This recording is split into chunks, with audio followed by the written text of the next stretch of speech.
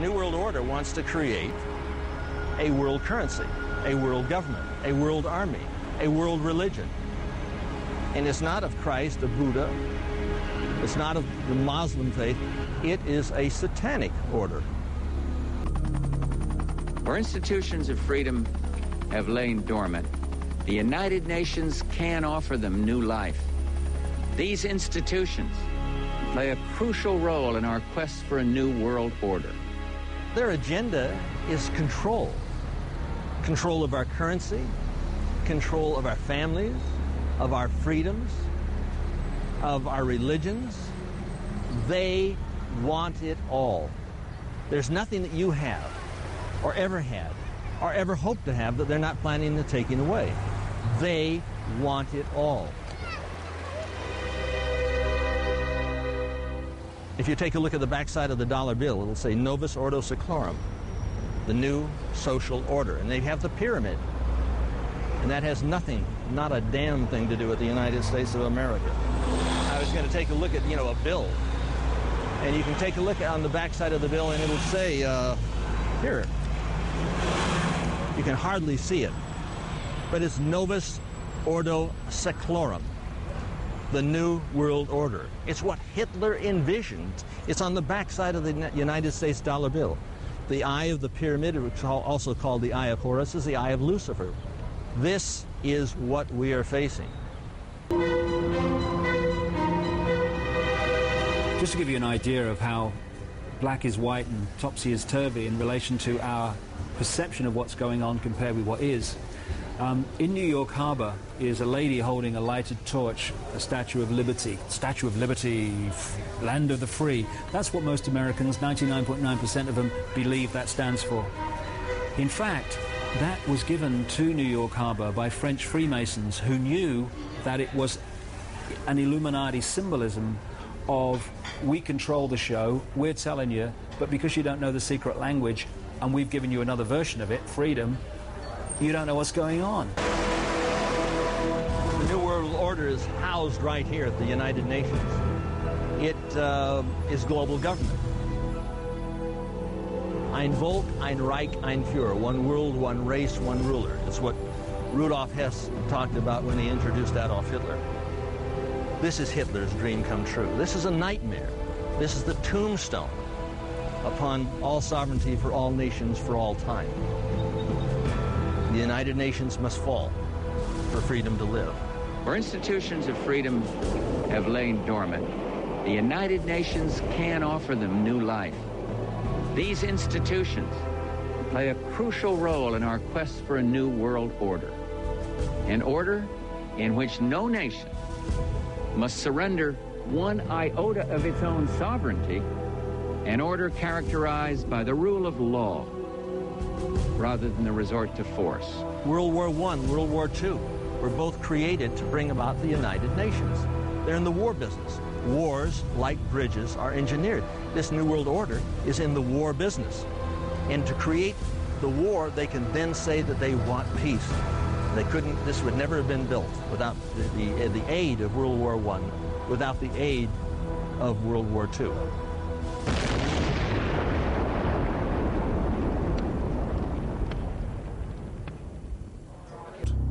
Hundreds of anti-capitalist protesters are in Washington to try to disrupt meetings of the World Bank and the International Monetary Fund. At every street corner around the IMF and the World Bank, the demonstrators have set up human chains to stop the meetings taking place. What is the Bohemian Grove? Well, it's a kind of summer camp for the powerful. Among its members, political figures like Gerald Ford, President Reagan, Vice President Bush, Richard Nixon is a Bohemian. Each year, guests like Henry Kissinger or Zbigniew Brzezinski address members on their areas of expertise. For we are opposed around the world by a monolithic and ruthless conspiracy. It is a system which has conscripted vast human and material resources into the building of a tightly knit, highly efficient machine. By the military-industrial complex. Its preparations are concealed, not published. Its mistakes are buried, not headlined. Its dissenters are silenced, not praised. We can find meaning and reward by serving some higher purpose than ourselves. A shining purpose, the illumination of 1,000 points of light. No expenditure is questioned, no rumor is printed, no secret is revealed. We have before us the opportunity to forge for ourselves and for future generations a new world order. The quest for the new world order is in part a challenge to keep the dangers of disorder at bay. We were interested today to hear that more than 100 law enforcement officials in Mexico are having microchips implanted in their arms. The chips allow a person to be scanned, sort of like a cereal box at the supermarket checkout. I think the most important thing is for Barack Obama. I think his task will be to develop an overall strategy for America in this period when really a new world order can be created. I think a new world order is emerging, and with it the foundations of a new and progressive era of international cooperation. But the burdens of global citizenship continue to bind us together. In this new century, Americans and Europeans alike will be required to do more, not less. Partnership and cooperation among nations is not a choice. You know, there is such a thing as insidious influence. Does it involve bribery? And does it involve some sort of psychological domination of individuals?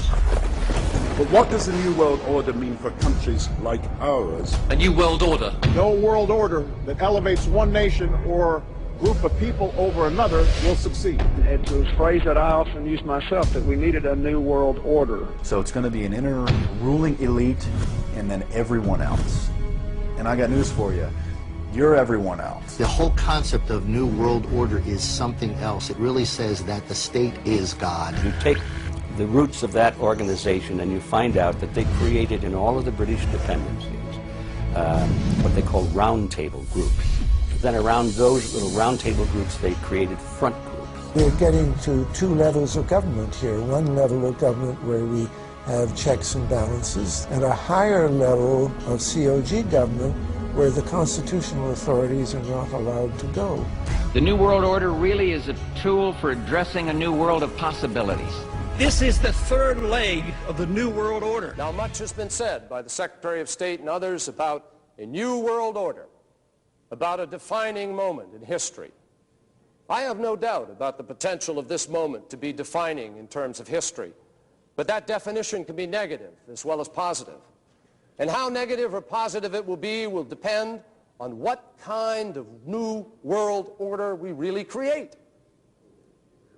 Can it truly be said that the United States of America, trading off better treatment to China for an abstention on a vote, cozying up to Syria with its record of support for terrorism, or making promises to other countries in exchange for a hold your coat, you go ahead and take the risks and casualties endorsement, can it truly be said that these create a new world order? Can it really be said that we're building a new world order when it's almost exclusively the United States who will be fighting in the desert? Not alone, but almost. Displaying pride and impatience and implementing what essentially amounts to a Pax Americana. Is that a new world order? Can it really be said that this is a true new world order when it lacks a true United Nations collective security effort with the full measure of international cooperation and burden sharing, which that should carry? It was founded in 1832. Its original name was the Eulogian Club. Its creator was a merchant named William Huntington Russell, owner of Russell and Company, a transport company which was rumored to smuggle opium into China during the Opium Wars. The name Skull and Bones probably comes from a curious tradition. During their meetings in the campus chapel at Yale, the society used to hang a skull and two crossed shin bones upon the door as a warning that they should not be disturbed. The society was also known as the Order of Death, Corporation Star, or simply the Order. How did I come to this knowledge? Well, up to 6 months ago, I denied that there was a conspiracy, because frankly I couldn't prove one. I suspected a conspiracy, but I couldn't prove there was one until 6 months ago. Well, a little before 6 months ago, I received the catalogue, which is the membership list of the society, all the way back to 1833, and I received some of their internal documents, enough for me to put together the way they correspond with each other, the operations within the order, to some extent their problems, and to some extent their objectives. Now this is the book, An Introduction to the Order, by Anthony C. Sutton. It has a skull and bones on the front and 322. What is Skull and Bones, the secret society? It's so secret we can't talk about it. What does that mean for America?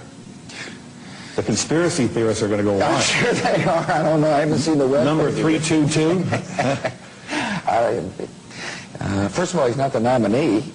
And, look, I look forward... Are you prepared to lose? No, I'm not going to lose. You both were members of Skull and Bones, a secret society at Yale. What does that tell us? Not much, because it's a secret. Is there a secret handshake? Is there a secret code? I wish there were something secret I could manifest. 322, a secret number? There are all kinds of secrets, Tim, but one thing is not a secret. I disagree with this president's direction that he's taking the country. We can do a better job, and I intend to do it. And we'll be watching. Be safe on the campaign trail. John Kerry, thanks for joining us. And we'll be right back. The tomb has a dark, labyrinth-like layout that spans 3 floors and an attic. It compromises a number of halls and secret cabinets, chambers with mannequins in full armor, candlesticks, old photos, flags and manuscripts, and a sinister collection of bones, supposedly belonging to historical figures, including the skulls of Mexican revolutionary Pancho Villa and the Indian chief Geronimo, and even that of Panamanian dictator General Omar Torrijos. In the keep of the labyrinth, there is a vault with the enigmatic number 322 on the door. Inside, there are just 2 chairs and a table. This was where the candidates are said to meet Madame, a skeleton that is supposed to be that of Madame Pompadour. The 322 is an identification. The order has a temple on the Yale campus. A temple? A temple, yes. It's a building maybe this 50, 60 feet by 40 feet, maybe 40 feet high. There's no windows, 2 big steel doors. We know what the temple looks like because back in 1880s, a number of Yale students became a little unhappy about what was going on inside this temple. When they went by it at midnight, sometimes they heard strange noises and all kinds of rumors on the Yale campus as to what this might be. Then to the right, you have a hedge, and then you have an evergreen tree. If you follow that line straight back, courtyard's in there. Ah, okay. So that's where they have the ceremonies in the outdoor part of it. Part of it was indoor. So we only got to see the outdoor part. Right. We only got and to listen to the outdoor part. God only knows what went on indoors. And what did you hear? What was it you know? You managed to get this unique it was access to it. disgusting. It was gross. I mean, they were pretending to murder people. And What was the tone of it, though? Was it jokey or was it quite... No, it wasn't jokey at all. It was sick. That's about the only way I can describe it. It was sick.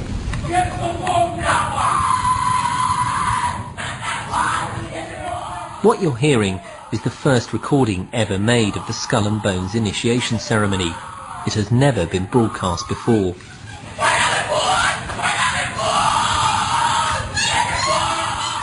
15 new members of the club are being introduced into the macabre rituals of Skull and Bones by the senior students who are about to graduate.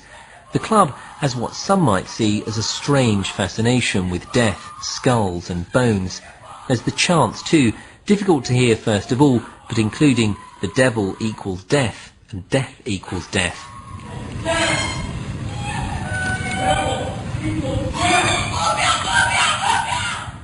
These rituals have been honed over centuries, giving the society a weird set of traditions, rules and secrets. For example, initiates are known as neophytes, outsiders are called barbarians, and the number 322 is sacred. Critics of Skull and Bones insist that the society is not originally American, but rather an offshoot of some German right-wing order. This could well be true. Its founder, William Russell, did indeed live for some time in Germany before attending to his senior year at Yale. And it was actually on returning to the USA that he established the fraternity. Always according to its critics, the number 322, the order's identifying number, hides a coded message. The 32 represents the year of its foundation, 1832. And the additional 2 stands for the fact that it's the second chapter within an international order. Alexandra Robbins, a Yale graduate and author of a book on the subject, stated that the society owns a valuable collection of Nazi objects and memorabilia, and eats its dinners off Hitler's private silver service. A large part of their liturgy is written in German. Who was the fool? Who was the wise man, beggar or king? Whether poor or rich, all's the same in death. There was a break-in to the temple, and the students who broke in cataloged what they found, and they made a drawing, a design of the interior of the temple. And 3 of the rooms are numbered. One is 322, one is 323, and one is 324. 322 is also, I suspect, the chapter number. And also in correspondence between members, they conclude their correspondence where you and I would conclude yours truly or yours sincerely. They conclude yours in 322. Why 322? There are several theories for this. One is that the order originated with Demosthenes, the Greek, in 322 BC. That's one theory. Another one is that it stems from the founding date in the United States, which was 1832. So really we have the last 2 numbers, 32, the second chapter, founded in 1832. The skull and crossbones are prominent in their ceremonies, initiation ceremonies. This is a symbol of death. Now, why would they take a symbol of death? Yes, from what I understand, when a new member is initiated, that would be in the senior year at Yale, he's placed within a coffin. Oh my. And now we only know this from the Yalegate papers. These, I call it Yalegate. And from the photographs we have of members inside the temple, many of these photographs are the 15 sitting around a table, and they have this skull and the crossbones sitting on the table in front of them. It is the symbol of death, and it has been called the Brotherhood of Death, and I think it probably more adequately should be called the Brotherhood of Death. So what I've had to do is look at the history, the biographies of the leading members of the order, and reconstruct their career, and see if there's a common pattern in their careers. While doing that, I came across some interesting documents. Some members apparently are not too happy once they become involved with this after 10 or 20 years. One member in particular left a memorandum. He wrote it in 1932. It was buried away in his papers. I don't think anybody found it before I did. And it was a 6-page memorandum on the order, naming some of the members, and said it was the most sordid thing ever happened in the history of man. So, but to come back to my point, I have to reconstruct the objectives. What are the objectives? In the words of one member, might is right. If you have the power, you use it to achieve your objectives. What is the objective? As you look at the histories of individual members, it can only be one thing: to acquire power, to keep power, to use power for their own purposes. In 1930, Prescott Sheldon Bush, father of President George H. and grandfather of President George W., a member of the Skull and Bones class of 1917, and president of the Union Banking Corporation, engaged in a number of profitable business deals with Fritz Thyssen, the German steel tycoon who supplied Hitler's war machine. The UBC was closed by President Truman during the Second World War under the Trading with the Enemy Act. In other words, for doing business with the Nazis. Apart from Prescott Bush, several other directors of the Union Banking Corporation in New York were also 1917 bonesmen, including E. Rowland Harriman and Ellery Sedgwick James. In 1938, Bush, by then executive associate of Brown Brothers Harriman, issued a loan to Hitler's Germany to enable the latter to import American Standard Oil fuel. Skull and Bones membership certainly has its privileges. At least 3 American presidents were or are bonesmen: George W. Bush, his father George H. Bush, and William Taft. The proposition that this small club of the well-to-do pulls the strings of American power, and through it those of the whole world, by placing its associates in key power positions, is supported by substantial evidence. The elections of 2004 saw the almost impossible come true. Both the Republican candidate George W. Bush and his Democrat rival, John F. Kerry, were members of Skull and Bones. That's to say, prior to running as representatives of parties that supposedly propound opposite political visions, they had both sworn allegiance to the same mysterious principles. And what's worse, they share secrets that are not known to their own constituents.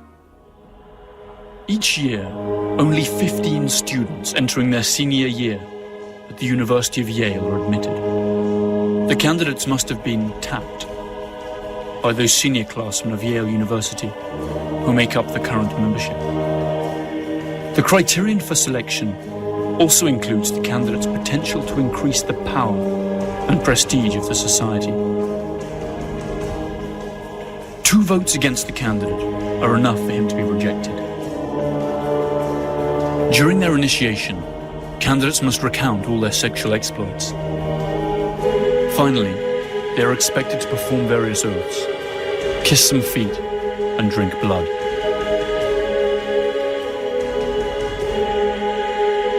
They then have to lie naked in a coffin, and, after masturbating in full view of the others, swear to never reveal their membership of the order. The candidates are then introduced to their future companions, who wear masks for the occasion.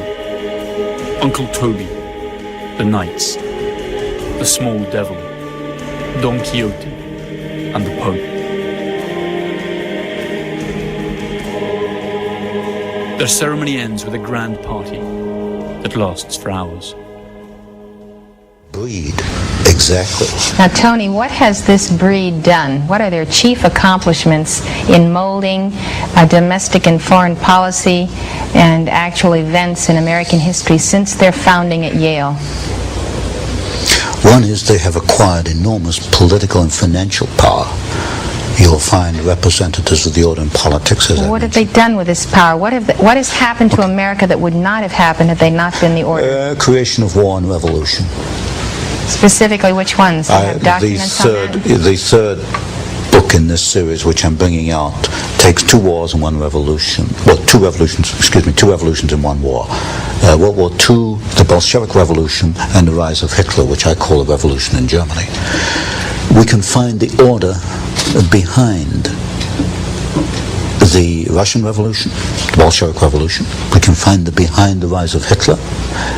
We can find in the maintenance of both of these systems, the transfer of technology to both. Since you've already proven that Wall Street is behind the Bolshevik Revolution and the rise of Hitler, now you're proving that the order is behind Wall Street. Exactly. Now, who's the key figure in the order or figures that mold Wall Street? In order of dominance, Averell Harriman, partner in Brown Brothers Harriman. Stanley of Morgan Stanley. It used to be J.P. Morgan, then it became Morgan Stanley. Those 2 are the key. Now, what did the order want to accomplish in the Bolshevik Revolution? You create opposing forces which you place in conflict. Out of conflict, you've got profit, you've got political power, and you can direct history. And if you look at the writings, for example, of the Trilateral Commission, they talk openly in the Trilateral Commission about managing conflict, not solving conflicts, but managing conflicts. Conflict management, that's the cry. So they got the profit, the power, and the management. Mm-hmm. Where do they want to steer history through the Bolshevik Revolution? They wanted to set up, and they did, two opposing forces. Out of that came World War II. There were logical steps in the process. They used the same bank, Guarantee Trust Company, as the conduit for the financing of Hitler, and also as a conduit for financing, and also the early days of the Russian Revolution. In fact, in Russia, Soviet Russia in 1923, a vice president of Guarantee Trust Company was the foreign director of the Roscombank, which was the first Soviet overseas bank that was set up. They were that close in those days. You'll get a very close relationship between the early Hitler days and members of the order, which is in the third book. By the end of the 1980s, the scandal concerning the Bank of Commerce and Credit International was making the headlines. The BCCI was accused of laundering drug money and financing terrorist operations. The scandal tarnished the reputation of the US government, since the bank operated freely in America and was a regular contributor to political campaigns. The administration of Bonesman George H. Bush blocked the investigation, which had in any case been entrusted to a Senate commission chaired by Bonesman John Kerry.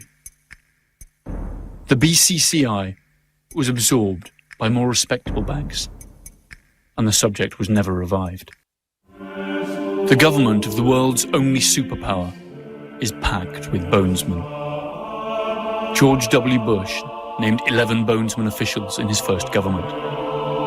Add to this various senators, congressmen, and chief justices, directors of the CIA, the Federal Reserve, and directors of banks such as J.P. Morgan Chase and Morgan Stanley Dean Witter. The American media is little different. Among others, Time and Newsweek magazines, in theory competitors, were both founded by bonesmen. The oldest and most influential families also belong to this select club.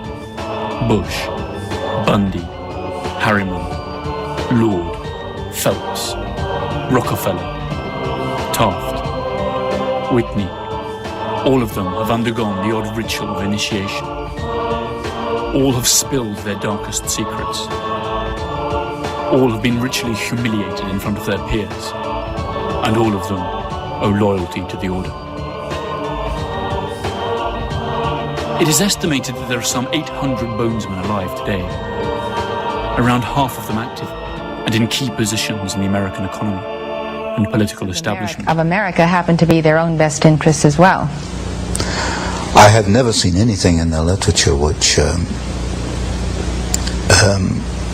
leads me to believe that they have our individual rights in their hearts. What I do see in the literature and in the documents is a ruthless drive to acquire power for themselves.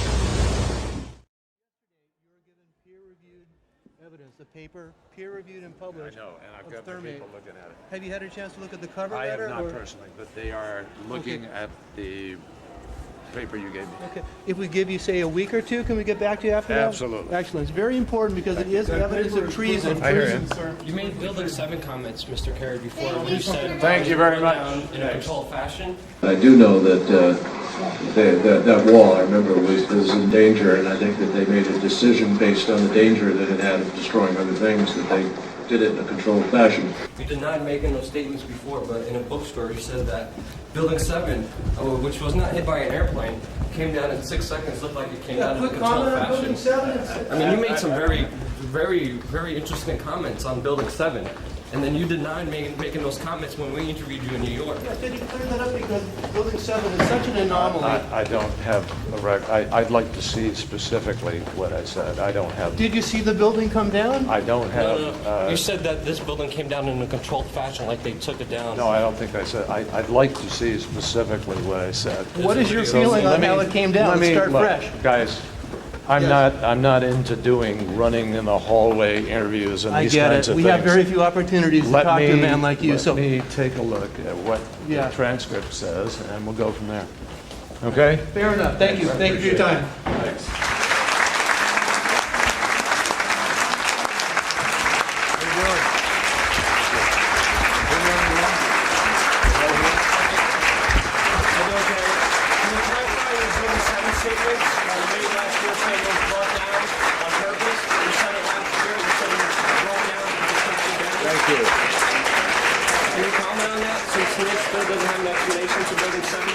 Thank you very much. Sir, right here, please. All right, you got it? Sir, right here.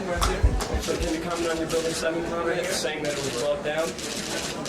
And then this still doesn't have an explanation of Building 7. There's not 11 heroes who have testimony. I don't have any idea what you're talking about. Building 7, sir?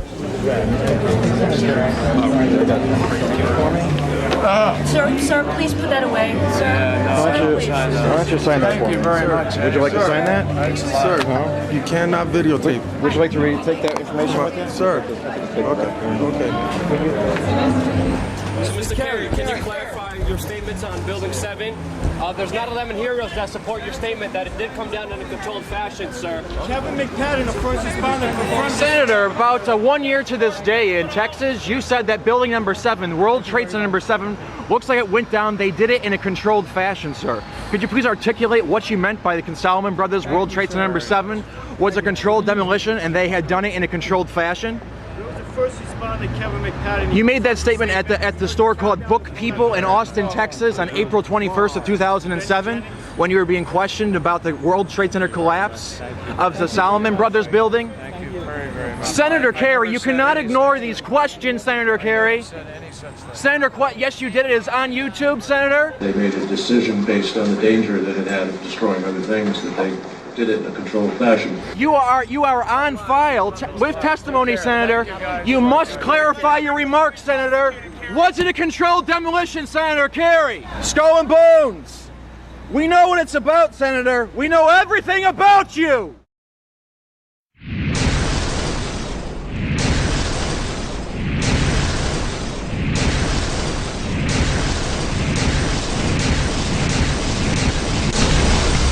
As if a demolition team set off when you see the old demolitions of these old buildings. It looks like one of those scenes of an old building being purposely damaged. People to go and do the same thing and go to their police, tell them about today, give them the evidence.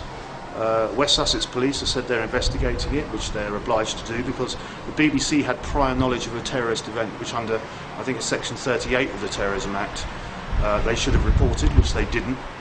And they've since given us this impossible flannel about World Trade Center 7 collapsing due to an office fire, which even in the NIST report says fell at free fall speed for 8 floors in 2.5 seconds. Now that is absolutely impossible without a controlled demolition being involved. Absolutely impossible. There's no arguments around it. Don't let anyone else tell you otherwise, because they're saying Isaac Newton is wrong.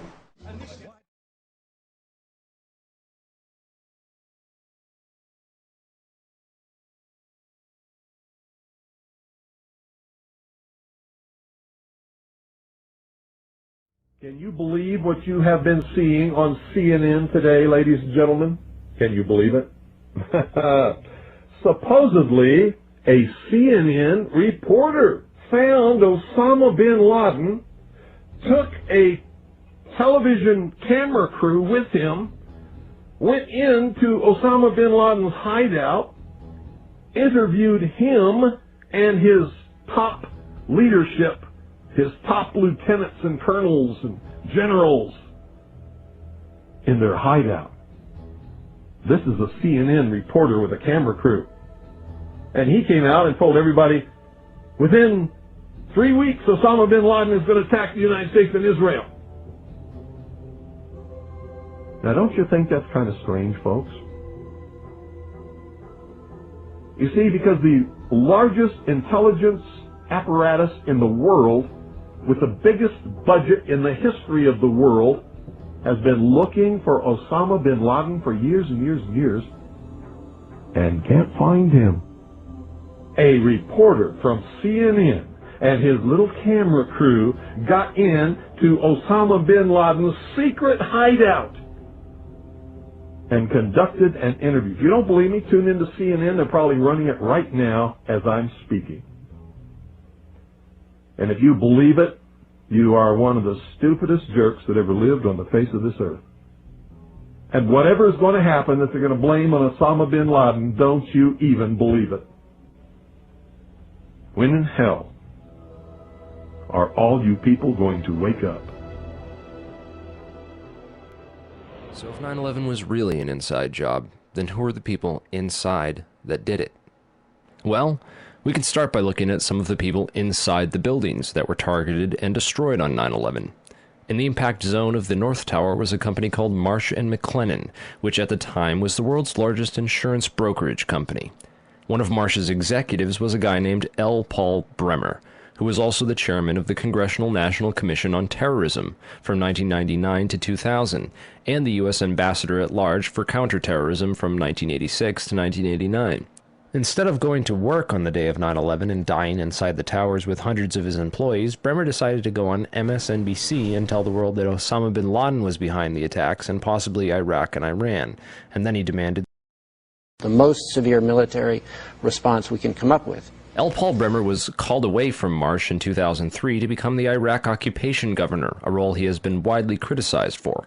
So Bremer not only worked inside the buildings, but had offices directly in the impact zone of the South Tower where Flight 175 would hit. He missed work on 9/11 to give us the official story on national television, and went on to be the Iraq occupation governor.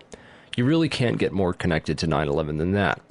Oh wait, you can, sorry. I forgot to mention that Bremer was also the former manager for Kissinger Associates. He was a member of the board for Akzo Nobel, the parent of International Paint Company, which produced a fireproofing application for skyscrapers called Interchar. Bremer was also on the International Advisory Board for the Japanese mining and machinery company Komatsu, which at the time had been involved in a joint venture agreement with Dresser Industries, the oil services intelligence front where Prescott Bush Sr. and George H.W. Bush got their start with Neil Malin. Anyway, the Komatsu Dresser mining division operated from 1988 to 1997, and in July 1996 it patented a nanothermite demolition device that could, quote, demolish a concrete structure at high efficiency while preventing a secondary problem due to noise, flying chips and dust, and the like. As many of you know, residues of thermite, a highly energetic chemical mixture, have been confirmed in samples of World Trade Center dust, and the use of thermite at the World Trade Center was also revealed by environmental data. See the description for more links and sources. But wait a minute. It would have taken tons of this stuff. How could they get it inside the buildings and put it into place without anyone finding out? This would have taken hundreds of people. Someone would have talked by now. It just doesn't make any sense. Well, who ran security for these buildings? Marvin Bush's company Securicom Stratesec did, up until 1998 when that role was handed off to Kroll Associates. Yet Stratesec still retained security contracts that didn't expire until the day of 9/11. Both these companies have a suspicious cast of characters working for them. Bush's cousin Wirt Dexter Walker III was the CEO of Stratesec with a long history as a manager for CIA front companies, such as Glor Forgan. The corporate operating officer of Stratesec was a guy named Barry McDaniel, who came from BDM International, where he was a vice president of material distribution and management systems. He also had a history of involvement with black projects. Securicom Stratesec also ran security at Dulles International Airport, where Flight 77 into the Pentagon was hijacked out of, and also had contracts with United Airlines. They also ran security at Los Alamos National Laboratories during the time period that nanothermite was first being developed there. Then there's Kroll Associates, also known as the CIA of Wall Street. Kroll's managing director was a guy named Jerome Hauer, who, like L. Paul Bremer, survived the 9/11 attacks by going on national television to give us the first accounts of the official story. Before anyone knew it was happening, these guys apparently had it all figured out. In addition to being managing director for Kroll, Jerome Hauer was the national security advisor with the National Institute of Health, which managed the government response to the anthrax attacks shortly after 9/11. On the day of 9/11, Hauer advised the White House to start taking Cipro, an antibiotic effective against anthrax, and then strangely a week later, 2 senators and several people in the media who had been calling for an investigation into the 9/11 attacks were mailed anthrax and told to shut up. apparently by members of Al-Qaeda, who later turned out to be a bioweapons researcher at U.S. AMRID in Fort Detrick, Maryland, named Stephen Hatfill, who had worked with Jerome Hauer for a company called SAIC. Scientific Applications International Corporation, a defense contractor with expertise in thermite-related technologies, played a large part in the NIST World Trade Center investigation. A few other names and companies inside the Twin Towers also worthy of further investigation include Craig Stapleton, who is married to Bush's cousin Dorothy Walker Bush. Stapleton was the president of Marsh Real Estate Advisors from 1982 to 2001. He was a member of the board of directors for Cendant, that was charged with massive accounting fraud in 1998, and went on to join Winston Partners, a privately owned investment firm founded in 1993 and led by George W. Bush's brother Marvin.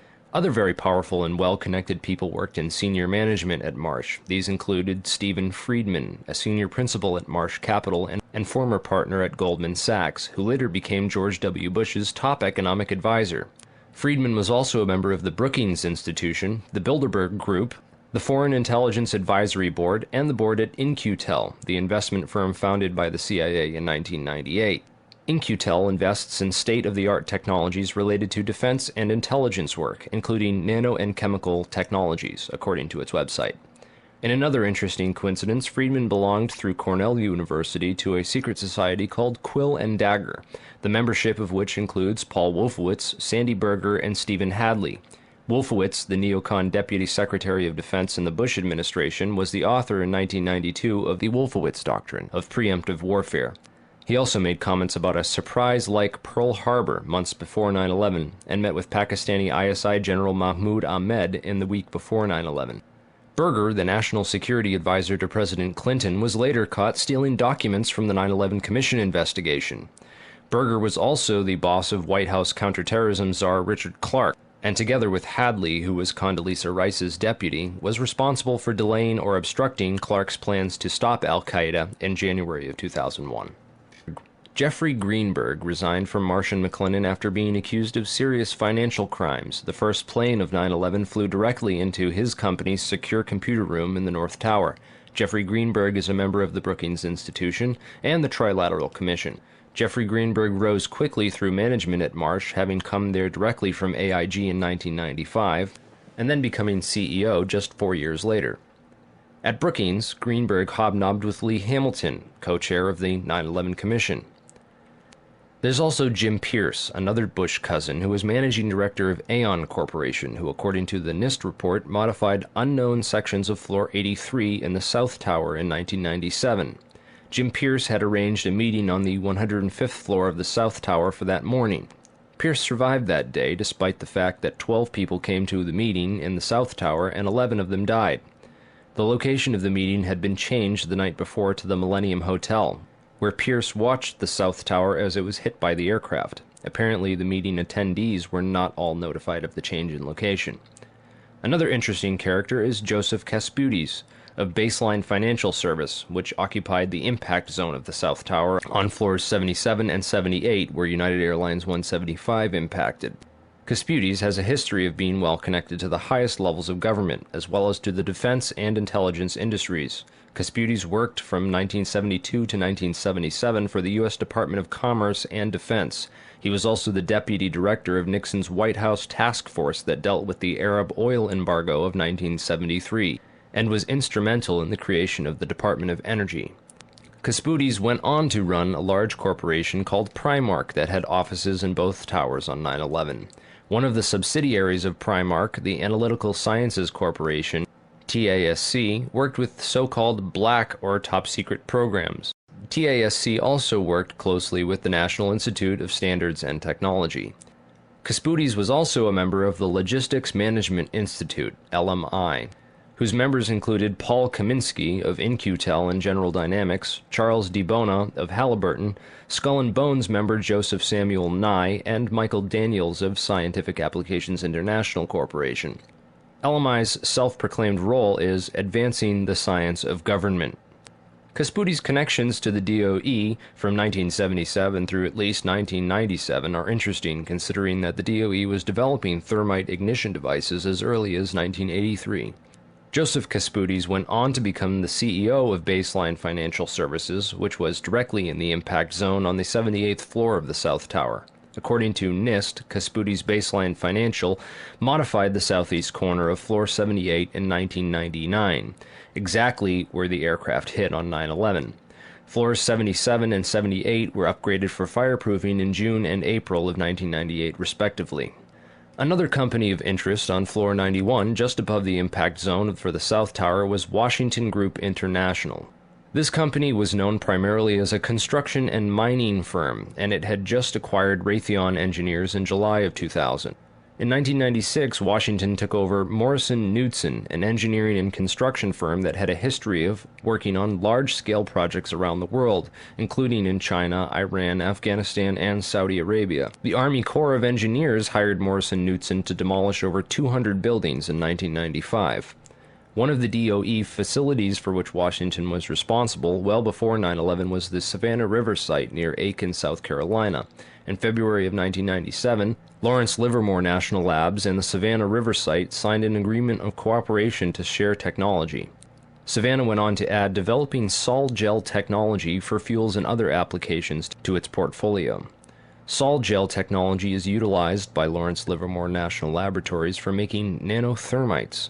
In another coincidence, Savannah River Technology staff participated in the search and rescue operations at Ground Zero by providing unique tools. Just before 9/11, Washington was going through a tough time financially and sought Chapter 11 bankruptcy protection. Securities and Exchange Commission documents show that Washington made court-ordered pre-petition payments as part of these proceedings to a number of companies, including Komatsu. Washington also made payments to Greenhorn and Omara, whose employee, Teresa McAllister, was a lead author of the FEMA and NIST reports on the World Trade Center disaster, and to Sumitomo Bank, which was closely allied with Komatsu. Building 7 was a 47-story federal office building in the World Trade Center site, which collapsed at 5:20 p.m. on the afternoon of 9/11. This building was home to the CIA, in fact, the largest CIA headquarters outside of Langley, Virginia. It also housed offices for the Secret Service and the Securities and Exchange Commission. One of the most interesting tenants, however, was then Mayor Giuliani's Office of Emergency Management and its Emergency Command Center on the 23rd floor. This floor received $15 million worth of renovations, including independent and secure air and water supplies, and bullet and bomb-resistant windows designed to withstand 200-mile-per-hour winds. Mayor Giuliani was a former U.S. prosecutor for the South District of New York from 1983 to 1989, who was in charge of investigating the terrorist financing Bank of Credit and Commerce International. After he left his job as a prosecutor to start a political career, he worked for a law firm called White & Case that actually represented BCCI. So he went from prosecuting the BCCI to working for a law firm which defended the BCCI. This was likely his foot in the door of this underground corporate criminal network. Giuliani would later help to destroy all the crime scene evidence from Ground Zero. Giuliani's sidekick on 9/11 was Police Commissioner Bernard Kerik, who appeared to be coaching some of Rudy's actions that day, keeping him away from the media and even answering questions for him about explosives in the buildings. In fact, Bernard Kerik gave us the first official government pronouncement that no explosives were involved in the destruction of the World Trade Center buildings. Kerik's department was also the same one that found that pristine, completely undamaged hijacker's passport, which survived a plane impact, and Fireball, which destroyed 2 titanium black boxes and 3 towers. Yeah, Kerik would later receive a nomination from President Bush to become Director of Homeland Security, which he declined for personal and political reasons, and instead took a job training the Iraqi police force in Iraq alongside L. Paul Bremer. Both men are credited for turning Iraq into the unwinnable quagmire it is today. In February of 2010, Kerik was sentenced to 4 years in federal prison for conspiracy and fraud charges, unrelated to the crimes of 9/11, unfortunately, but it still goes to show you what kind of person he is. Definitely the kind of person you'd want inside the New York City police force during a staged event like 9/11. And lastly, we have the Pentagon. It's certainly peculiar, to say the least, that al-Qaeda terrorists hell-bent on destroying the USA would not crash their plane into the north wing of the Pentagon, where all the most important offices were, like Donald Rumsfeld, John Ashcroft, etc., and that they would instead choose to target the one section of the Pentagon that had most recently been refurbished to withstand missile impacts. It's also interesting to note that the company which completed the $258 million refurbishment to Wedge 1 of the Pentagon was also hired as a contractor to clean up Ground Zero in New York City. Wedge 1 also coincidentally housed the Pentagon's Budget Analyst Office, where DoD staffers were working on the mystery of the $2.3 trillion that was reported missing by Defense Secretary Donald Rumsfeld in a press conference the day before 9/11. The Pentagon's comptroller in charge of that money at the time was an interesting fellow named Dov Zakheim, a member of the Council on Foreign Relations, the International Institute for Strategic Studies, and a contributor to the neocon think tank Project for the New American Century. Zakheim helped write the PNAC document Rebuilding America's Defenses, in which he is credited for the line which states, "Further, the process of transformation, even if it brings revolutionary change, is likely to be a long one, absent some catastrophic and catalyzing event, like a new Pearl Harbor." Several members of the Bush administration, including President Bush himself, would later refer to 9/11 as a new Pearl Harbor. If anything, the individuals and organizations outlined in this video are at least as suspicious as the 19 hijackers themselves.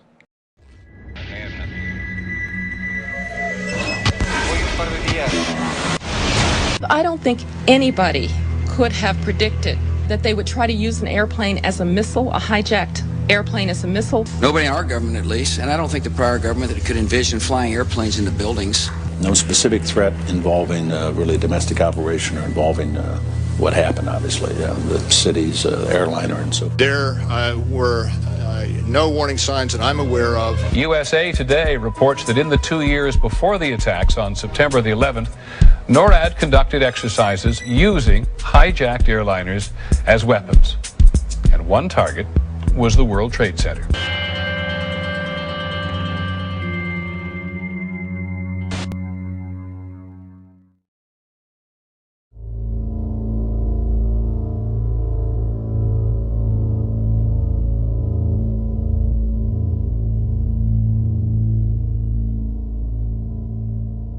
The North American Aerospace Defense Command is charged with defending North America's airspace. On the morning of September 11, 2001, Vice President Dick Cheney was in control of NORAD. This was the first time in U.S. history that a president or vice president was in direct control of the military agency. NORAD was founded in 1957, and generals always had the power to shoot down or intercept hijacked aircraft. But on June 1st, 2001, just 3 months before 9/11, Dick Cheney ordered Donald Rumsfeld to allow him to take control of NORAD itself and the shoot-down procedure, and remove that power from the generals so they could do nothing. Here is a copy of the memorandum from Rumsfeld to the Joint Chiefs, telling them they no longer have any authority. An Associated Press article in August of 2002 reported that the CIA just so happened to be running a drill on the morning of 9/11 of flying jets in the World Trade Center and Pentagon.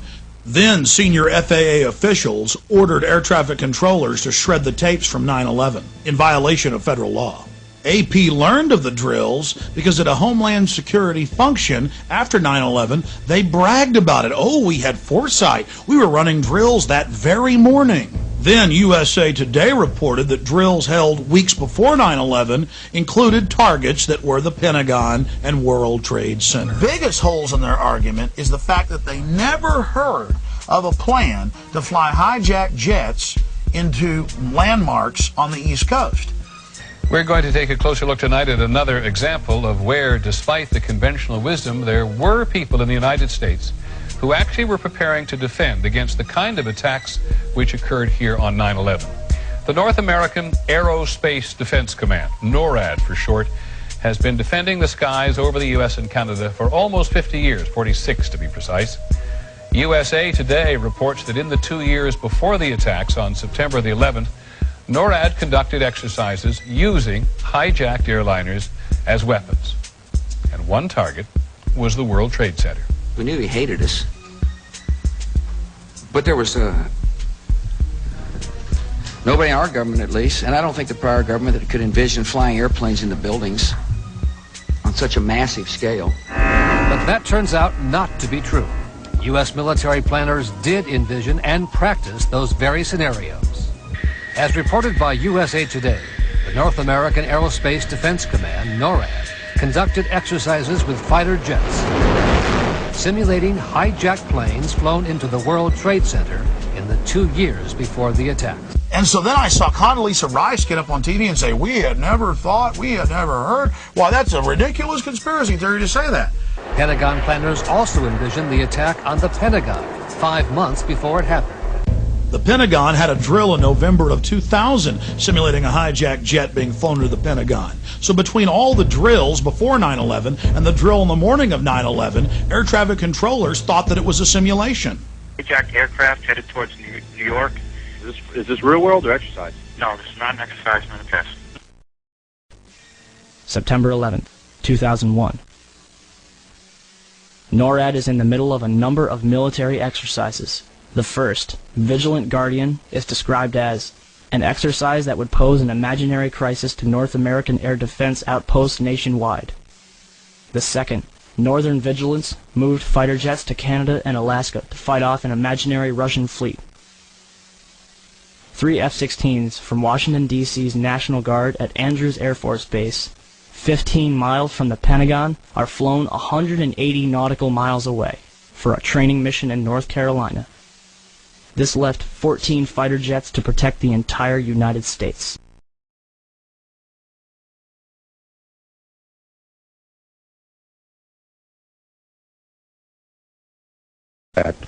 I wanted to focus just a moment on the Presidential Emergency Operating Center. You were there for a good part of the day. I think you were there with the Vice President. And we had that order given, I think it was by the President, that authorized the shooting down of commercial aircraft that were suspected to be controlled by terrorists. Were you there when that order was given? No, I was not. I was made aware of it during the time that the airplane coming in to the Pentagon, there was a young man who would come in and say to the Vice President, the plane is 50 miles out, the plane is 30 miles out. And when it got down to the plane is 10 miles out, the young man also said to the Vice President, do the orders still stand? And the Vice President turned and whipped his neck around and said, of course the orders still stand. Have you heard anything to the contrary? Well, at the time I didn't know what all that meant. And the flight you're referring to is the flight that came into the Pentagon.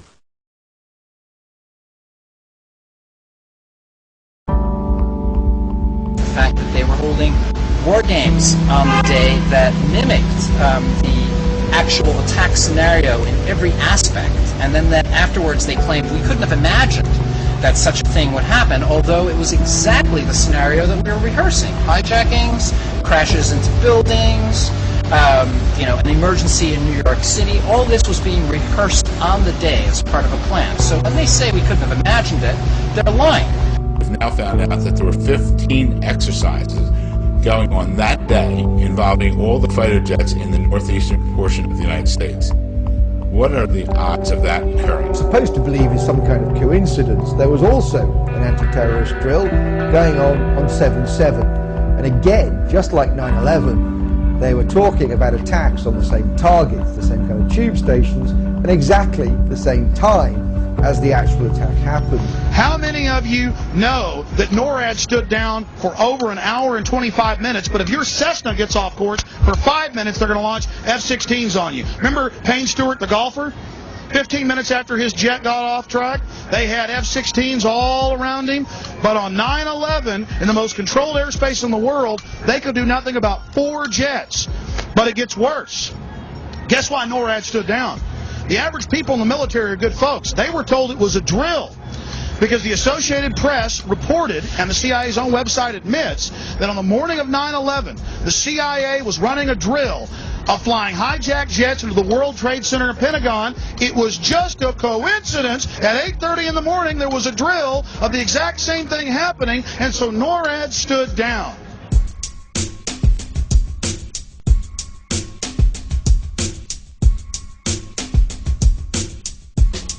My thesis is Evil Danger are the terrorist controllers. Mohammed Atta, He can't get through the day. He's got to have money. He's got to have help. Terrorist controllers, case officers, babysitters for Atta. The main consumer of Able Danger Intelligence is Major General Jeffrey Lambert, Special Forces. And he tells them, he says, look, they have a chart with all these Al-Qaeda characters, including Atta, before the fact. And he gets these yellow Post-it notes, and he puts one on Atta's face, saying, that reminds you, you can't share information about him. So they knew exactly who these people were, of course, because they were telling them what to do. Every year there's a drill called Able Warrior, and the theme is only one thing, anti-terrorism. Now if you look at the way that they do this, they have drills in binary pairs. One side pretends to be the defenders, and the other side pretends to be the attackers, okay? So if Able Warrior are the defenders, anti-terrorism, what's Able Danger? Able Danger is a troop of attackers to be used to simulate attacks during anti-terror drills. In other words, those double agents are there as actors, if you like, in normal drills, but then at a certain point, wham, the drill goes live and something happens.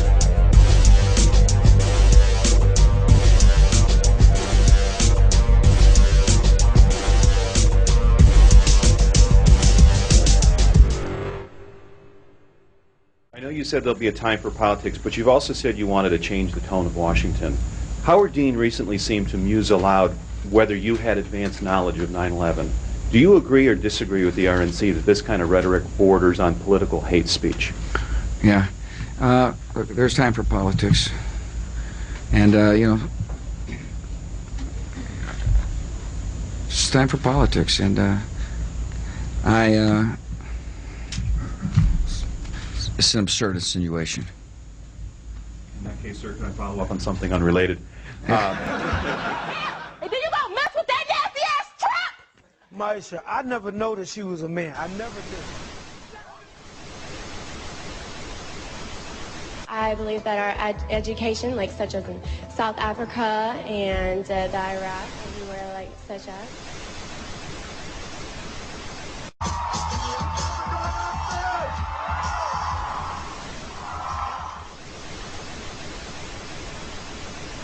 Platform 8 for the 2228 Southern service to Eastbourne via Lewis. Please join first. One option, placing a tracking microchip under a service member's skin. Former Special Operations Officer. And if you hear the shouting, it's a group of demonstrators who come. 9/11 was an inside job.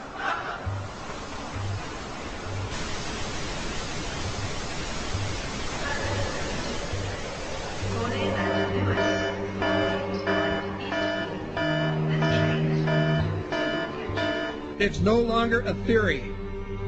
What I'm about to say is fact. The secret organizations of the world power elite are no longer secret. They have planned and are now leading us into a one-world communist government. Well, there have been extraordinary scenes in Berlin tonight as thousands of people gathered to hear Barack Obama deliver key foreign policy speech on his current European tour. The Democratic presidential hopeful laid out his vision for America's place in a new world order, in a new world order, in a new world order. It's not a new idea. President Bush talked about it back in 1991. It is a big idea. A new world order. President Bush said, and it's a phrase that I often use myself, that we needed a new world order. There's a need for a new world order. I call upon all states to join ranks in order to found the new world order of the 21st century. We have before us the opportunity to forge for ourselves and for future generations a new world order. When we are successful, and we will be, we have a real chance at this new world order. And people talked then, in 1990, of a new world order. And the question for us is how we meet and master all these challenges to ensure that Britain enhances its competitiveness in the process and realizes what I believe is our destiny of success in this new world order. So, in conclusion, ladies and gentlemen, a new world is emerging. It is a new world order with significantly different and radically new challenges for the future. And people better understand that they mean exactly what they're saying. It's a new world order they're trying to create, and they're trying to do so not only without approval or consent of the governed in this country, but despite the popular will. This is a straightforward assault by the elitists in this country. There is a global meltdown coming. It is a global depression, and one world currency and one world financial system is the end game. China said last week they want one global currency. France said yesterday or the day before that they want one world order, a new world order, at the end of this event. Gordon Brown will today call on fellow world leaders to seize the opportunity created by the worldwide economic crisis to create a truly global society. The Prime Minister will use a high-profile speech in the City of London to say that Britain, the US and Europe should join together to create a new, stronger and more just world order. This engineered collapse is there as a massive problem for which you offer the solution, and the solutions are the infrastructure we've been predicting all this time, including the World Central Bank. The goal of this manipulation, and has been for a very long time, is to get the world population to see as a good idea, or the only option in given circumstances that are manipulated into place, the creation of a one world government, a world central bank which would administer all financial transactions on the planet, a world currency, and a microchipped population linked to a global computer. The wealthy elite who have the money and the power know that if they can create a one world global social system, that they can control the central authority.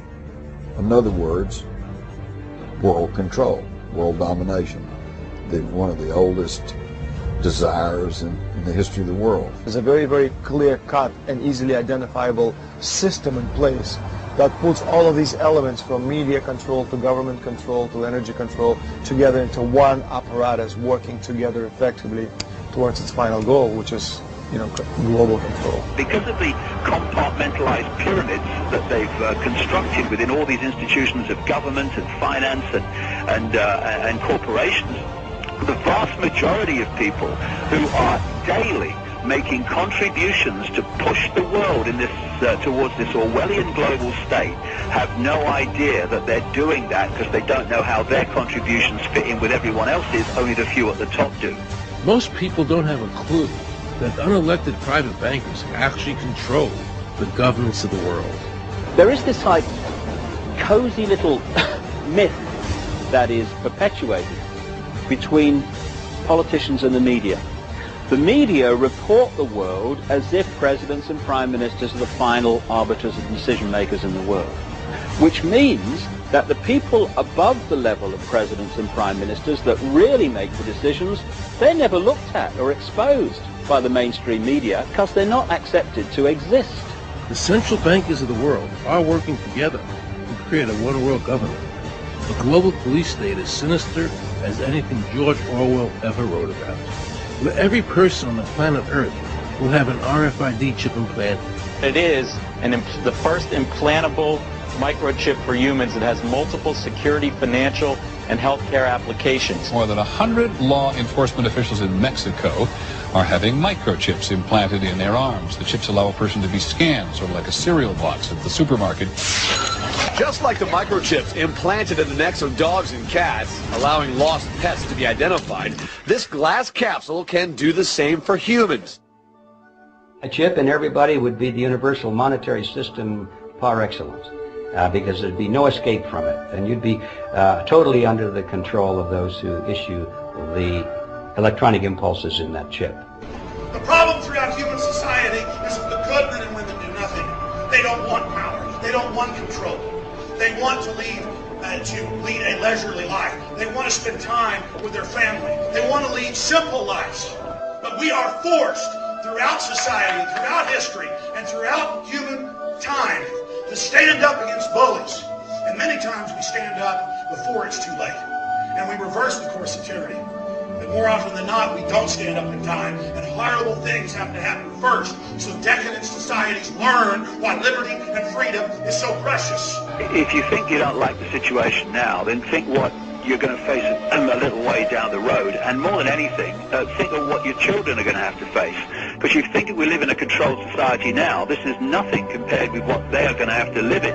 So in terms of parents who are listening to this information, I would say this: go and look your children in the eyes and tell them that you can't be bothered, or you're too frightened to do anything about it. You're too frightened to get involved, too frightened to get involved in being another conduit for getting this information further and further expanded into the public mind, that you're too frightened to get together with others to stop cooperating with this system and to not be intimidated into coming into line, which is a bit like coming into line in a concentration camp and thinking it will be okay.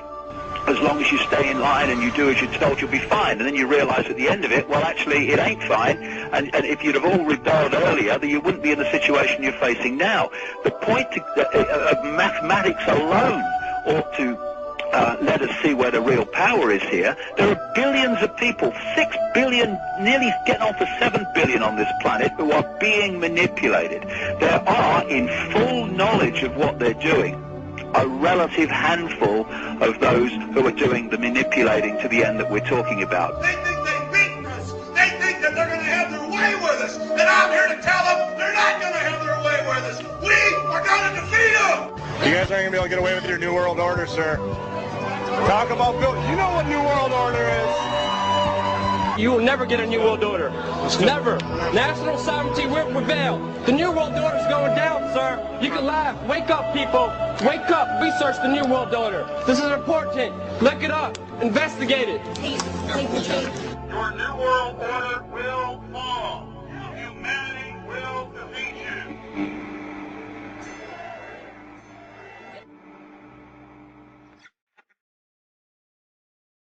The Council of Foreign Relations was founded during the First World War, when a university fraternity presented President Woodrow Wilson with a set of proposals that detailed options to reinforce world democracy when Kaiser Wilhelm II was eventually defeated. The proposals were backed by Colonel Edward Mandell House, advisor to President Wilson. Wilson presented the project to Congress in January 1918, where it was approved. And the CFR was officially founded in 1921. Its first sponsors were members of the most powerful families in the US: Rockefeller, Mellon, Harriman, Schiff, Kuhn, Loeb, and Carnegie. It was also backed by important foreign citizens, including multimillionaire South African colonizer Sir Cecil Rhodes, and European bankers Warburg and Rothschild. According to its critics, the domination strategy of the CFR is to control both sides of conflicts, and its ultimate goal, the creation of a private world government that would run countries as corporations. To achieve this, it would first have to erode the political structures of all sovereign states. Then it would have to foster worldwide socio-cultural standardization. And finally, it would have to impose a globalized financial system that it could control. Critics add all of this would be achieved by provoking global conflicts that would keep the masses united against real or imaginary common enemies. Any similarity with reality is surely pure coincidence. We destroyed every silo for grain or anything else storing food in the whole country. We destroyed all the storage and processing of food plants throughout the country. Even dates, the world's biggest exporter of dates. Famous processing and packaging plants in Baghdad, deliberately destroyed. We didn't want them to be able to feed themselves for a long, long time. We're all aware of the famous little powdered milk plant.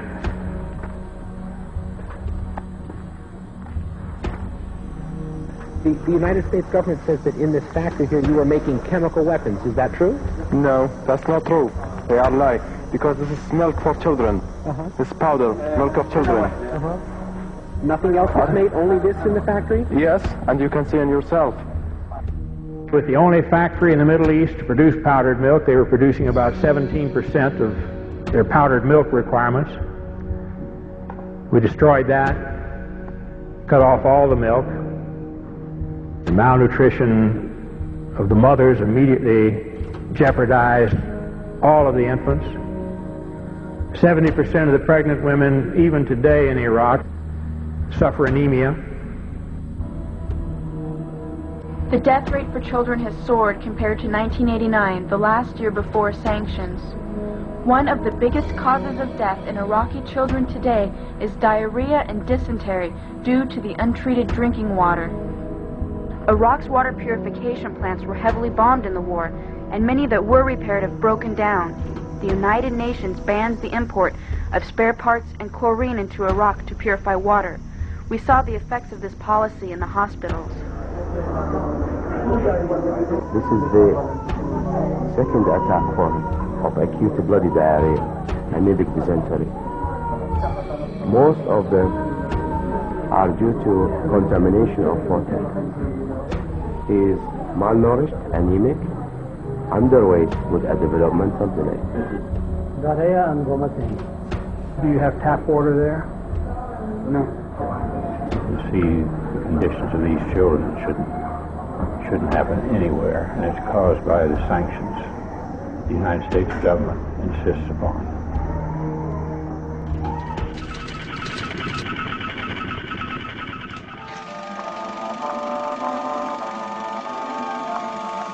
The year is 1917, and Representative Oscar Callaway enters a disturbing statement into the U.S. Congressional Record. The statement reveals why J.P. Morgan interests hired 12 high-ranking news managers. The 12 were asked to determine the most influential newspapers in America.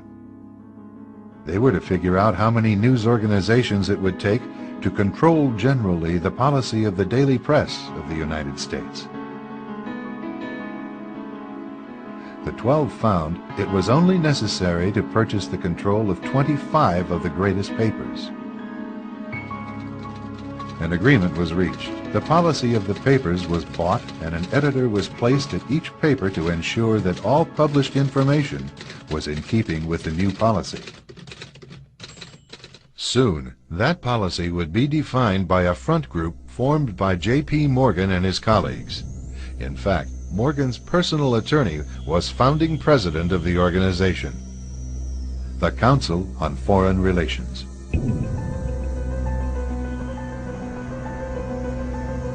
Today, the CFR maintains that its goal is to increase America's understanding of the world. However, the actual objective of this highly exclusive club is revealed by the rare admissions of the insiders themselves. In the early 60s, a Georgetown University professor collects information for a book favorable to the network of powerful men who founded the CFR. For 2 years, Professor Carroll Quigley is allowed to examine the confidential papers and secret records of this network. Quigley reveals that these men aim to create a world system of financial control in private hands, able to dominate the political system of each country and the economy of the world as a whole. In short, they seek total and quiet control of the entire world. And the CFR is their most visible conduit for carrying out that agenda. CFR members include America's wealthiest tycoons, as well as the highly placed elite in government, academic institutions, tax-exempt foundations, and the establishment media. Ruling Class Journalists, written by Richard Harwood, describes the CFR membership as the ruling establishment in the United States.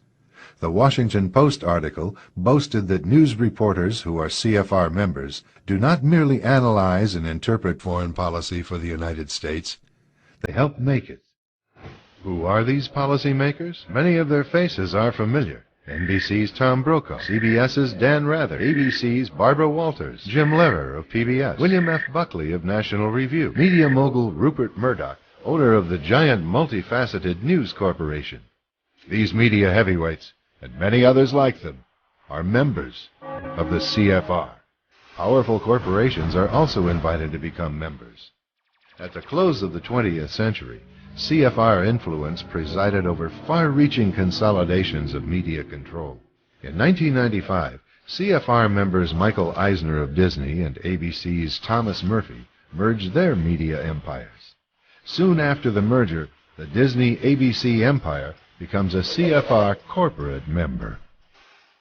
In the year 2000, the world's largest internet service provider, America Online, joins forces with Time Warner, one of the world's largest news organizations. The CEOs favoring the move are CNN's Thomas Johnson and Time Warner's Gerald Levin, both CFR members.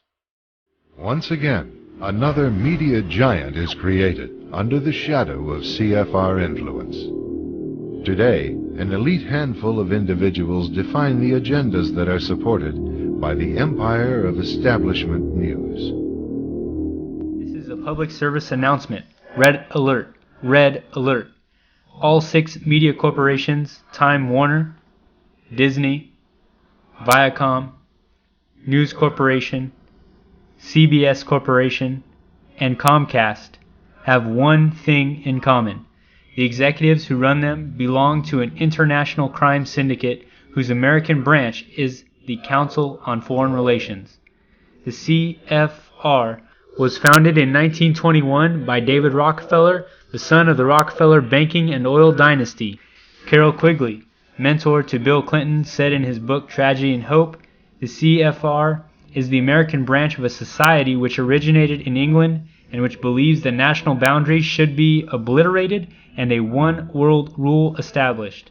Although media seems to be biased, either being conservative or Democrat, the men who own these media corporations care nothing about these political parties. The job of these corporations is to keep the people divided on social issues while telling the masses of people globalization, a one-world order, and illegal foreign wars of aggression are all necessary and for your benefit. Time Warner CEO Jeffrey Bukes, CFR member. John S. Chen, Board of Director of the Walt Disney Company, CFR member. George Soros, financier of Media Matters, CFR member. Rupert Murdoch, CEO of News Corp, CFR member. Leslie Stahl, co-editor of 60 Minutes, CFR member. Brian Williams, NBC anchor, CFR member. Be sure to call the Satanic Council on Foreign Relations and verify what has just been told to you. Among CFR's most renowned members are David Rockefeller, Henry Kissinger, Bill Clinton, former Secretary of State Madeleine Albright, Hungarian-American billionaire George Soros, Supreme Court Judge Stephen Breyer, Low CBS Network's President Lawrence A. Tisch, former U.S. Secretary of State General Colin Powell, General Electric's former chairman and CEO Jack Welch, current U.S. Secretary of State Condoleezza Rice, W. Thomas Johnson, President of CNN, and Katharine Graham, President of the Washington Post, Newsweek, International Herald Tribune Group. That's not to mention Alan Welsh Dulles, founding father of the CIA, and banker Paul Moritz Warburg, who was born in Germany and emigrated to the United States, where in 1913 he drew up and promoted the legislation that would create the Federal Reserve Bank. This is the American Central Bank, whose capital is not public, as would normally be expected, but is instead in the hands of private banks. Both the IMF and the World Bank have come in for some heavy criticism over many years for their lousy management of world crises, when instead of acting like last resort moneylenders, as their mission states, they became involved in dictating the macroeconomic policies of deeply indebted nations, drowning them in more and more debt. This policy had catastrophic results for countries such as Brazil, Argentina, Turkey, and Mexico. Joseph Stiglitz, Nobel laureate for economics, has repeatedly attacked the performance of the fund, suggesting that it was the true cause of many of the aforementioned crises. This cannot be brushed off as hearsay, since Stiglitz was chief economist and senior vice president of the World Bank from 1997 to 2000. In other words, an insider. It came about because the bankers, this has been a fight throughout history. I mean, Andrew Jackson fought the fight, Thomas Jefferson fought the fight.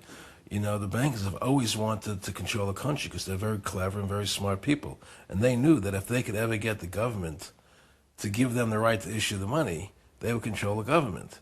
They would control the laws of the nation. That's why even today, you look at the immigration laws. You look what's happening with immigration in America. Why is it happening?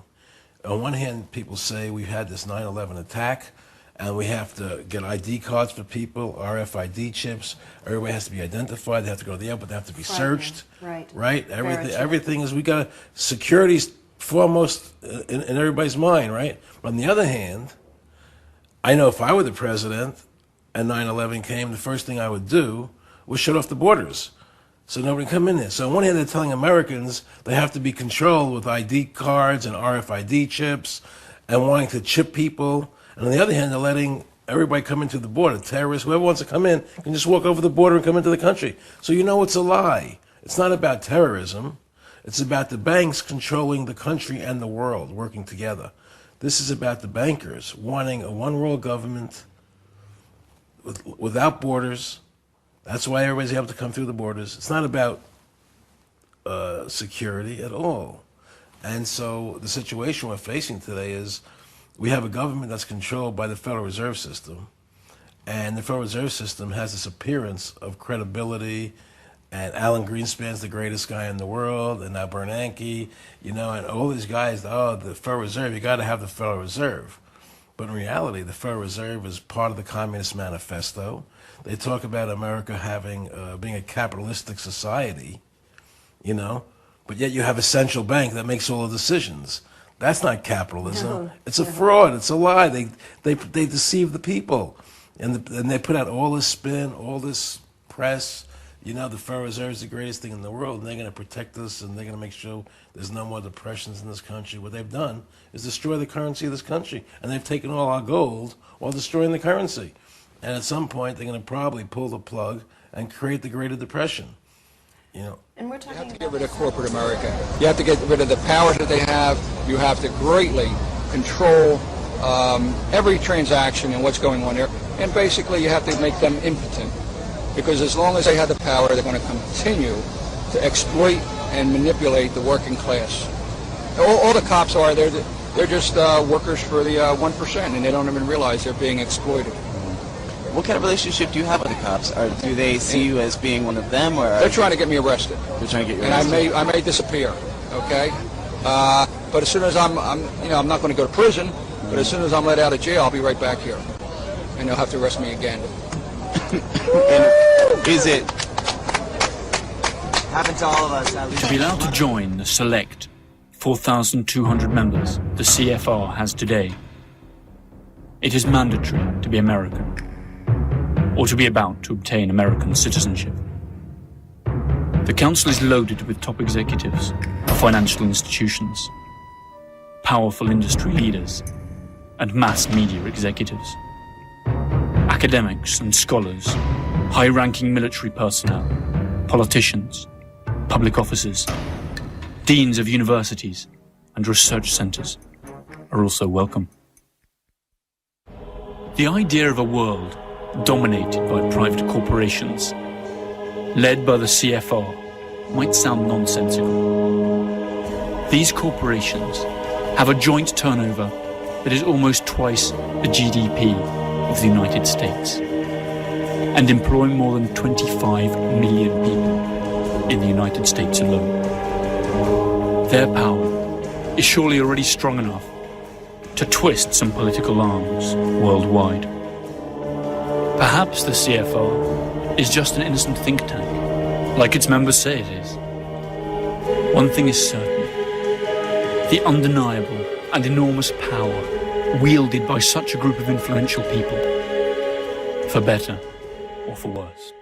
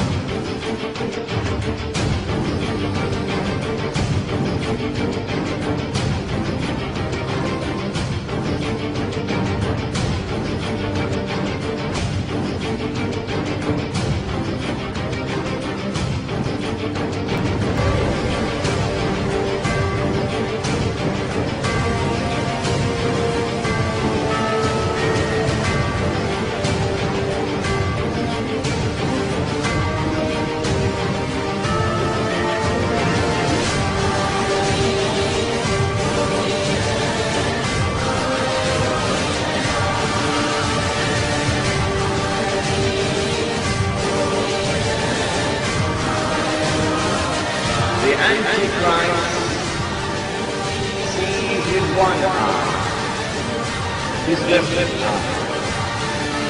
He's blind in the right eye. It looks like a buzzing great Britain. But your Lord is not one eye. Thank you, Mr. President. The Commission have recently replied to my written question confirming that Commissioners Almunia and Kroes attended the Bilderberg meeting in St Moritz in June. The Commission cannot tell me details of what was discussed, but assure me that the Bilderberg meetings do not take decisions. If Bilderberg meetings are just talking shops, why do the most important and powerful figures from around the world, including George Osborne, the Chancellor of the Exchequer, bother to attend? And what other summit of world leaders in politics, finance and business would go completely unreported in the mainstream media, such as the BBC? It is impossible not to reach the conclusion that the non-reporting of these events is anything other than a conspiracy between the organisers and the media.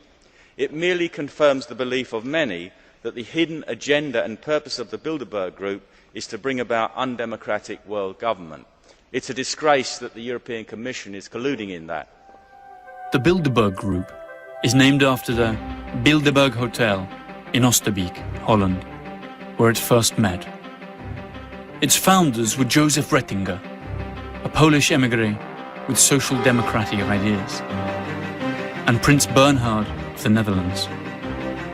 The annual meetings that it has held since then have been regarded as true milestones in international politics. For the occasion, each country sends 2 guests, one of whom is conservative, the other liberal.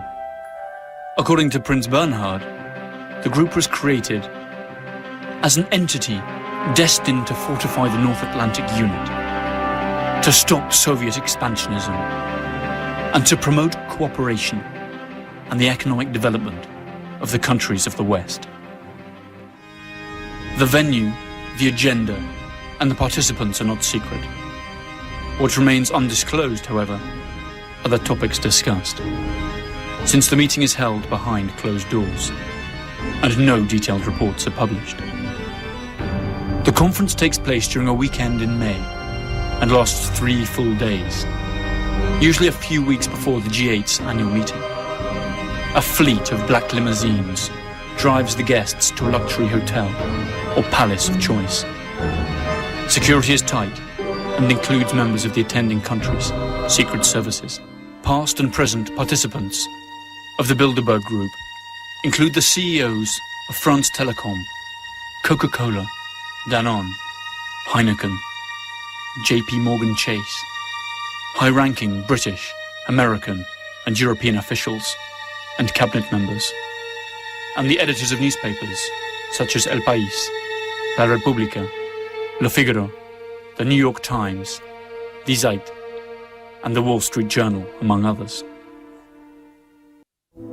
The items on the Bilderberg agenda vary very little from meeting to meeting. A state-of-the-world analysis, discussions on security in the West, debates on economic and political trends in the developed countries, as well as discussions on nuclear energy, and lately, biotechnology.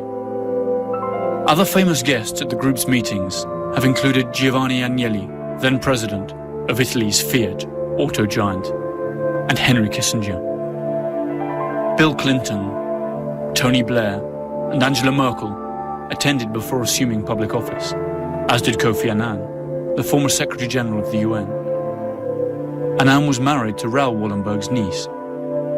Wallenberg, as we stated before, is the patriarch of the powerful Swedish family that has supported the group from its very beginning. Other participants have included Henry Ford II, Georges Pompidou, Helmut Schmidt, and Baron Edmund de Rothschild, together with the father of the American atomic bomb, J. Robert Oppenheimer. More names follow: Donald Rumsfeld, Alan Greenspan, George Soros, David Rockefeller, Queen Beatrice of the Netherlands, and US Senator and former presidential candidate, John Kerry. The list, while incomplete, represents the greatest amount of economic and political power ever concentrated in one single organization. Something must replace governments, and it seems to me that private power is the adequate entity to do it. Half-century, an elite organization called the Bilderberg Group has met annually all around the world in total secrecy, behind closed doors and with no official press coverage. It started in 1954 when the world's most powerful people joined forces in the Netherlands at Hotel Bilderberg, where Prince Bernhard, a former Nazi party member, was integral in its formation. Last year it was in Zurich, Switzerland. It was believed that the group discussed how to handle the Arab Spring at that conference. And this year they're meeting in the wealthy city of Chantilly, Virginia, right next to Washington, D.C. The group is comprised of 130 or so of the world's top elites in politics, banking, food, oil, media, and national defense. Some of the most notable attendees have been Ben Bernanke, Bill Clinton, Timothy Geithner, Bill Gates, Tony Blair, and Colin Powell. Others include Queen Beatrix of the Netherlands, Prince Charles, George Soros, and Alan Greenspan. Henry Kissinger and David Rockefeller are integrally involved as members of the Bilderberg Steering Committee, which is responsible for carefully crafting who will be attending the meetings every year. Some have called the Bilderberg Group a harmless think tank or just a discussion group, but people who've been following it for years say there's something much more sinister at the root. They claim that the group gets together to plan world policy for a new world order of global domination at the subjugation of the rest of humanity. Unfortunately, you won't hear much of a peep about the group's dealings or even the existence of it on the corporate media. This could be because the media moguls that have attended are sworn to secrecy. Check out what Rockefeller has said about the media coverage of Bilderberg.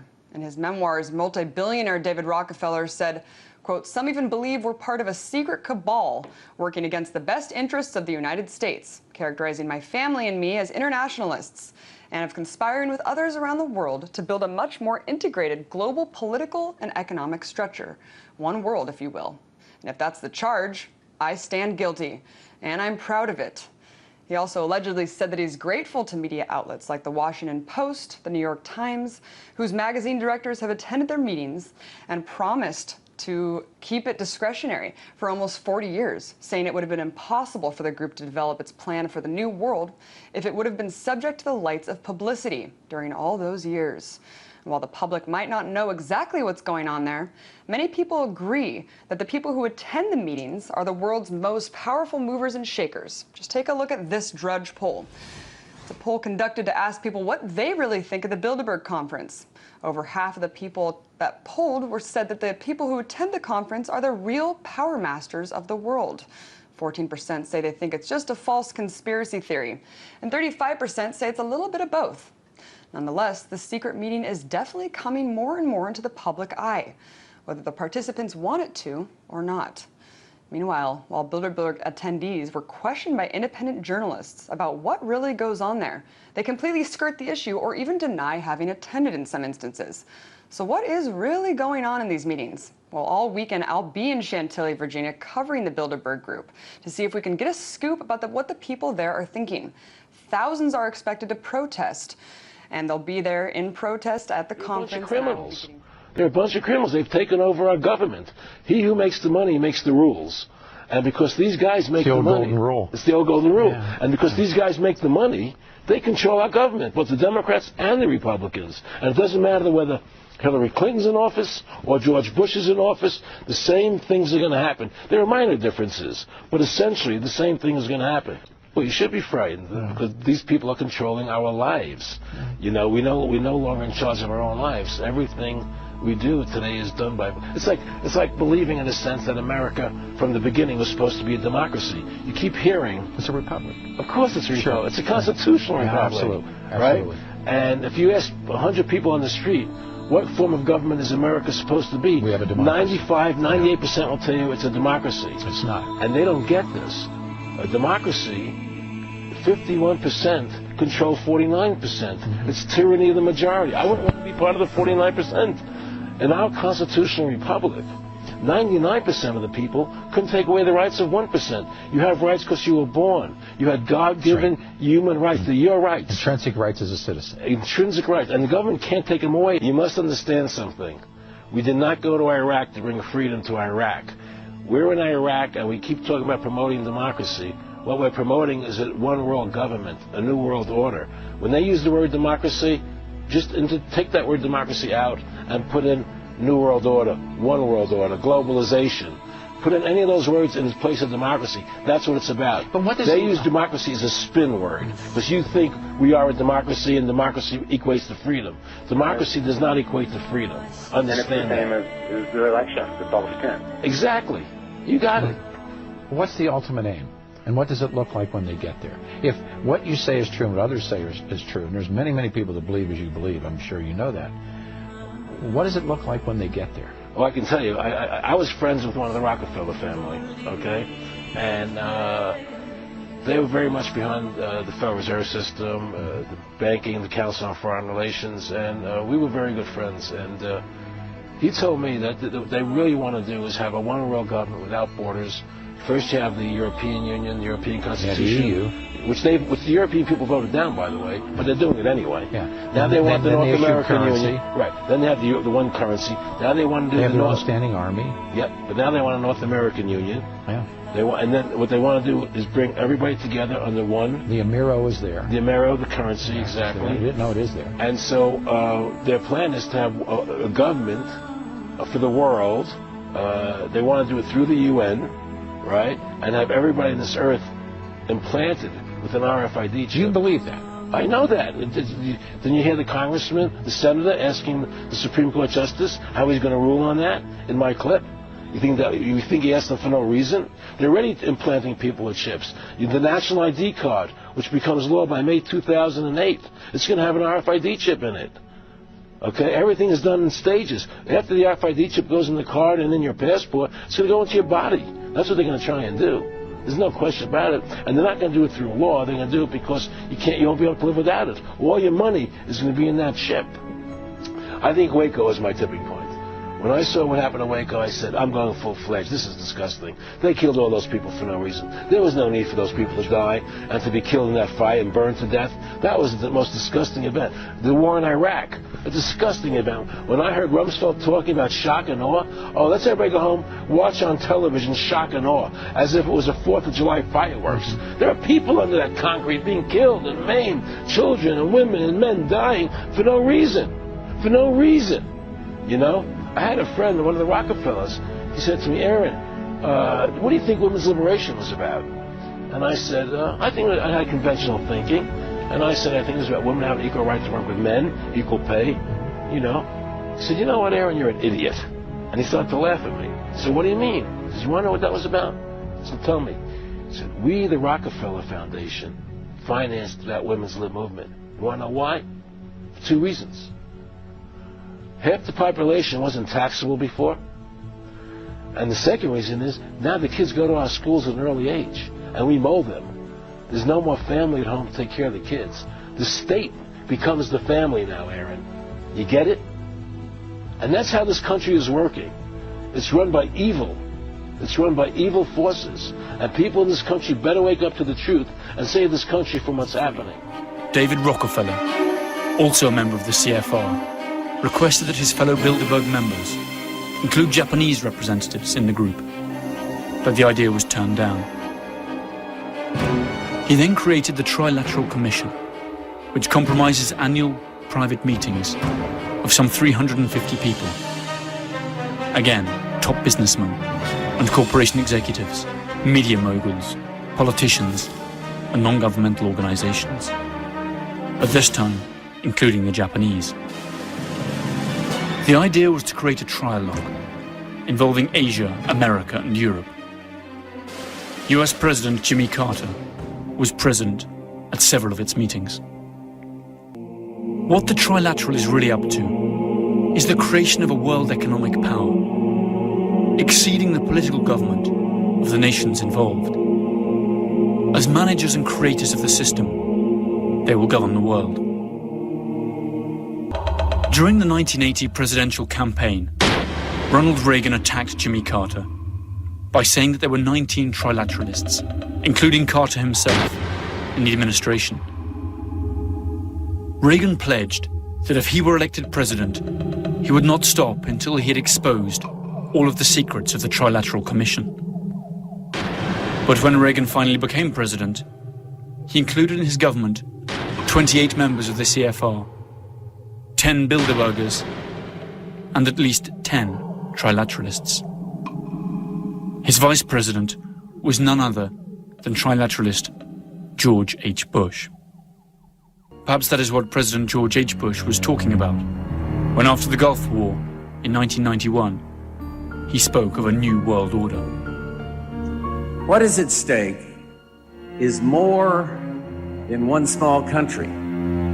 It is a big idea, a new world order, where diverse nations are drawn together in common cause to achieve the universal aspirations of mankind.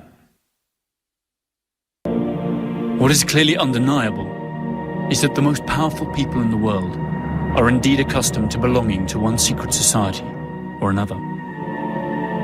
Currently, there are 3 societies that seem to have a monopoly on influencing global policy from behind the scenes. Skull and Bones, the Council of Foreign Relations, and the Bilderberg Group.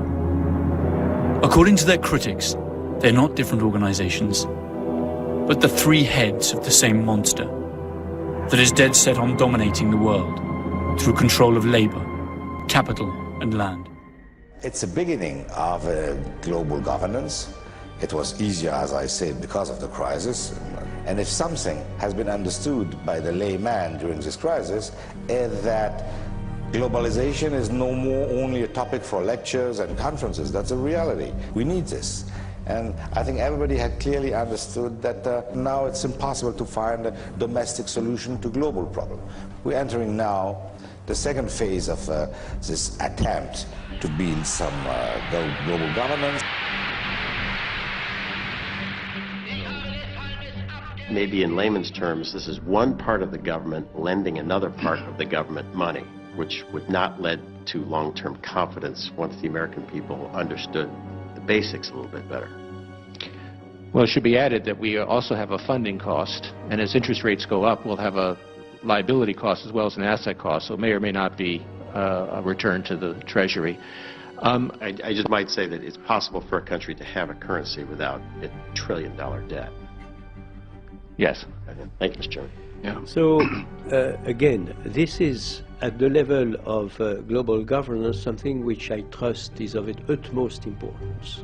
And I would say that we owe this transformation, which again has been prepared. It was overdue that these economies that were obviously systemic at the global level would have a full ownership of this global governance. We have now shipped the baton.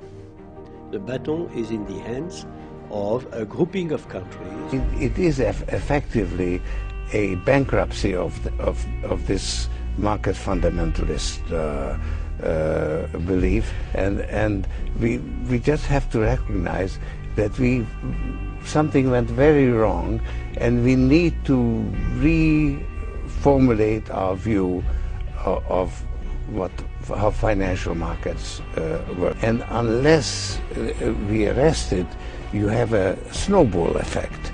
And as you know, the further it goes, the bigger it gets.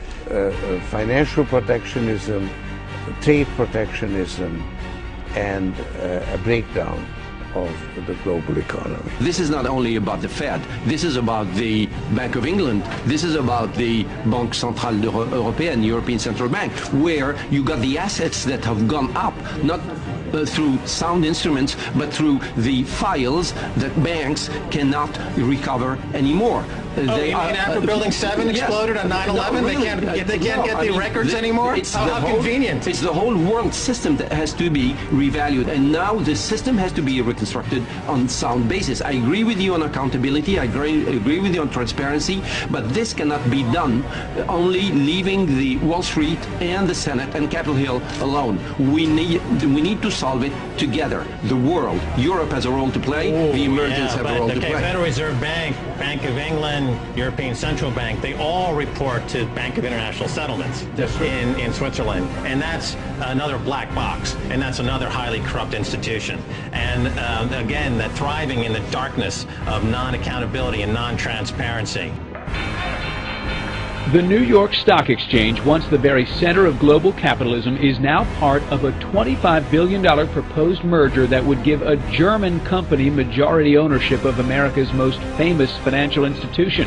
The planned merger with Frankfurt's Deutsche Börse Stock Exchange is symbolic of New York City's fading dominance on the world stage. In this new world, such dangerous currents have swept along faster than our efforts to contain them.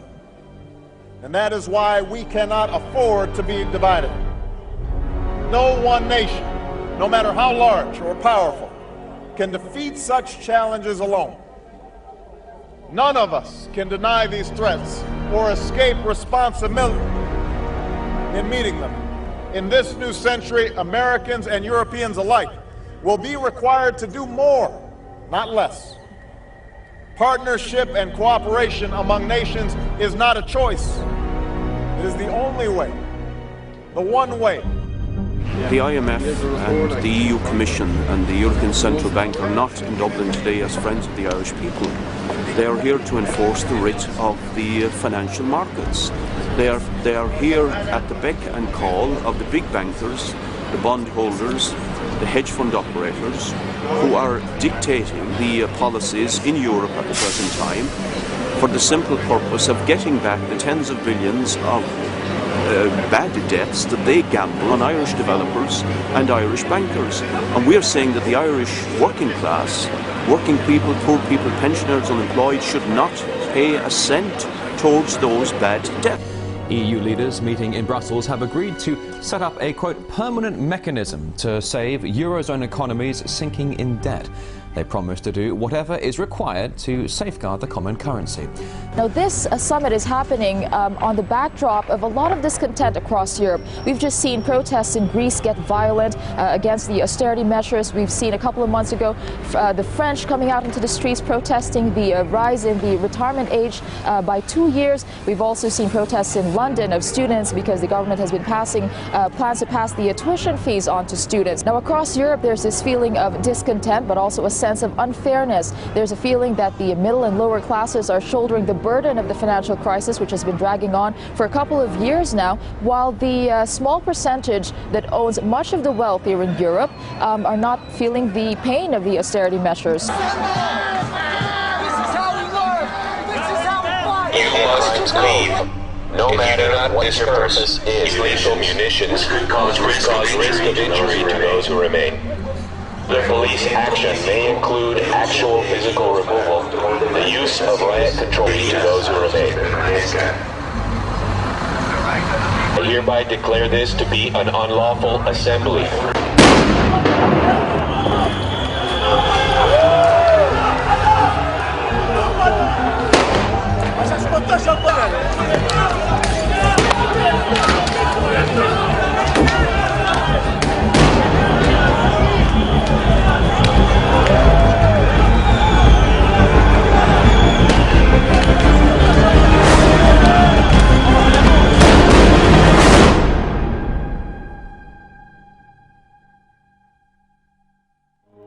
Since the Industrial Revolution, we will see a fascinating sequence of events unfolding that seem to prove the conspiracy theory, or at least provide major arguments for it. First, the ever-increasing concentration of cash and other resources in a few private hands, such as banks and gigantic multinational corporations.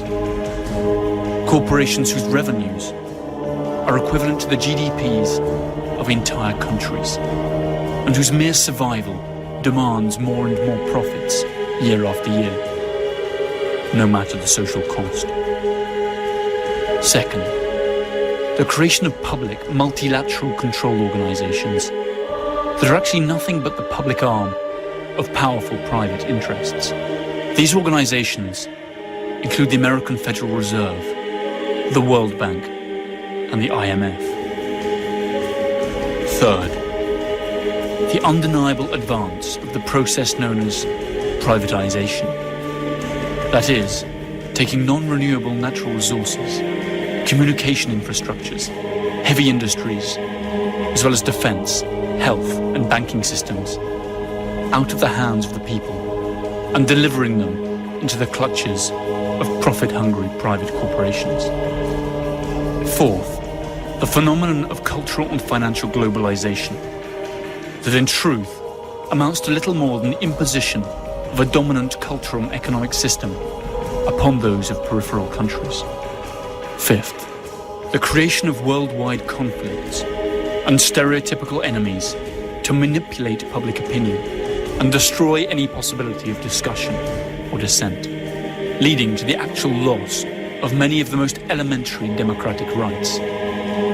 The US Patriot Act of 2001 is a good example of this. When panic attacks, people tend to accept more and more control. Finally, and most interesting of all, that almost all of the key players of these events, those who are really taking the decisions and hold the true political and economic reins of the West by being in command of its capital, armed forces, or even votes, are coincidentally grouped in just a few societies that meet behind closed